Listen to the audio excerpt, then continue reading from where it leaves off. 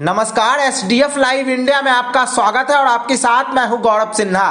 राजनीतिक विरासत को लेकर आपस में भिड़ते आ रहे रालोसपा प्रमुख पशुपति कुमार पारस और लोजपा रामविलास सुप्रीमो चिराग पासवान की लड़ाई का अंत कब व कैसे होगा और बीजेपी कब तक तमाशबीन बनकर दोनों के बीच की लड़ाई देखती रहेगी, यह कहना तो फिलवक्त मुश्किल है। लेकिन राजनीति को करीब से समझने वालों का कहना है कि चाचा भतीजे अगर आपस में सामंजस्य स्थापित कर दिवंगत रामविलास पासवान की राजनीतिक विरासत को संभालने का बीड़ा नहीं उठाए तो लोजपा के अस्तित्व पर ग्रहण लगने की संभावनाओं से कतई इनकार नहीं किया जा सकता है। इतना ही नहीं, 2019 में लोजपा को मिली सभी 6 सीटों को बचाए रखना भी बहुत मुश्किल होगा।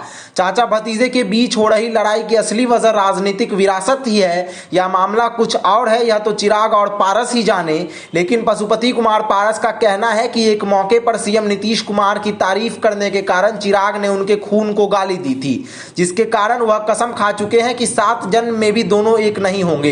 एक अखबार को दिए गए इंटरव्यू में उन्होंने पूरे माजरे का उल्लेख किया है।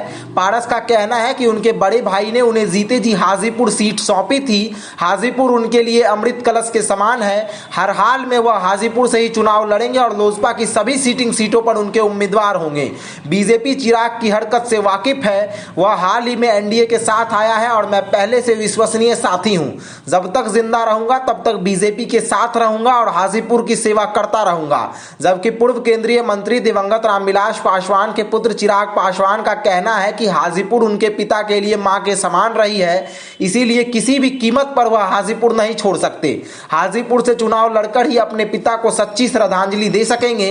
हालांकि चाचा भतीजे के बीच हो रही वर्चस्व की लड़ाई में लोजपा पहले ही 2 फार हो चुकी है। अब भी दोनों अगर नहीं संभले तो दिवंगत रामविलास पासवान के प्रति समर्पित भाव रखने वाले कोर वोटर सहित अन्य मतदाताओं की नाराजगी का सामना पशुपति कुमार पारस और चिराग पासवान के साथ साथ पूर्व सांसद दिवंगत रामचंद्र पासवान के पुत्र समस्तीपुर के मौजूदा सांसद प्रिंस राज को तो करना होगा ही। लोजपा के अन्य 3 सांसदों का भी बेड़ा गर्क होने की संभावनाओं से भी इनकार नहीं किया जा सकता है। वैसे कहा जा रहा है कि तीनों चाचा भतीजे को छोड़कर अन्य 3 सांसद दल बदल करने को बेताब है। लोजपा के संस्थापक रामविलास पासवान की पहली पत्नी राजकुमारी देवी भी चाचा भतीजे की लड़ाई को लेकर व्यथित तो है ही। पार्टी के प्रति समर्पित भाव रखने वाले लोगों का भी कहना है कि चाचा भतीजे को संयुक्त रूप से लोजपा का 23वां स्थापना दिवस मनाकर लोगों को यह संदेश देना चाहिए कि 2 भागों में बंटने के बाद भी लोजपा एक है। अगर ऐसा नहीं होता है तो यह कहने में गुरेज नहीं होगा कि एक दूसरे को औकात दिखाने के चक्कर में चाचा भतीजे लोजपा को ले डूबने के लिए आतुर हैं। वैसे आगामी 28 नवंबर को होने वाले स्थापना दिवस को लेकर लोजपा के दोनों खेमों द्वारा पटना और हाजीपुर में स्थापना दिवस मनाने के बहाने शक्ति प्रदर्शन की तैयारी की जा रही है। चिराग गुट द्वारा जहां पटना के बापू सभागार में स्थापना दिवस मनाया जाएगा, वहीं पारस गुट द्वारा स्थापना दिवस के बहाने हाजीपुर के अक्षयवट स्टेडियम में रैली कर चुनावी शंखनाद करने की तैयारी की जा चुकी है। पारस का कहना है कि लोजपा के 23वें स्थापना दिवस में विभिन्न राज्यों के इतने कार्यकर्ता और नेता हाजीपुर में जुटेंगे कि लोगों को पैर रखने तक की जगह नहीं मिलेगी। जाहिर तौर पर वह चिराग के साथ साथ बीजेपी को भीड़ दिखाकर यह स्पष्ट करना चाहते हैं कि दिवंगत रामविलास पासवान के जमाने से लोजपा के समर्थक रहे कार्यकर्ता, नेता और वोटर उनके साथ हैं। इतना ही नहीं, वही लोजपा के असली नायक हैं। सवाल यह नहीं है कि दिवंगत रामविलास पासवान के असली राजनीतिक वारिस कौन है और उनकी कर्मस्थली कहे जाने वाले हाजीपुर का आने वाले दिनों में प्रतिनिधित्व कौन करेंगे। सवाल यह है कि लोजपा या यूं कहें कि दिवंगत रामविलास पासवान के लिए अमृत कलश कहे जाने वाले हाजीपुर की सीट को बचाए कैसे रखा जा सकता है, क्योंकि चाचा भतीजे की लड़ाई के बीच विपक्षियों की नजर हाजीपुर पर है। हाजीपुर से चिराग चुनाव लड़े या उनकी मां रीना पासवान, लेकिन यह भी तय है कि हाजीपुर के मौजूदा सांसद पशुपति कुमार पारस किसी भी कीमत पर हाजीपुर नहीं छोड़ेंगे। कहा तो यह भी जा रहा है कि भाजपा द्वारा हाजीपुर सीट को लेकर स्थिति स्पष्ट नहीं करने के कारण पारस पेशोपेश में हैं और सीएम नीतीश कुमार के सहारे महागठबंधन की ओर भी झांक रहे हैं। भाजपा अंतिम समय में अगर पारस को गच्चा देती है तो वह महागठबंधन कहें या इंडिया गठबंधन की ओर से चुनावी ताल ठोक सकते हैं। अगर ऐसा हुआ हुआ तो न केवल भाजपा के लिए मुसीबत होगी बल्कि मतदाताओं में भी भ्रम की स्थिति पैदा होगी और फिर लोजपा के कोर वोटरों में भी बिखराव दिखना तय है। ऐसी स्थिति में दिवंगत रामविलास पासवान के जमाने से लोजपा की परंपरागत सीट कहे जाने वाली हाजीपुर का इस बार नायक कौन होगा, यह यक्ष प्रश्न है।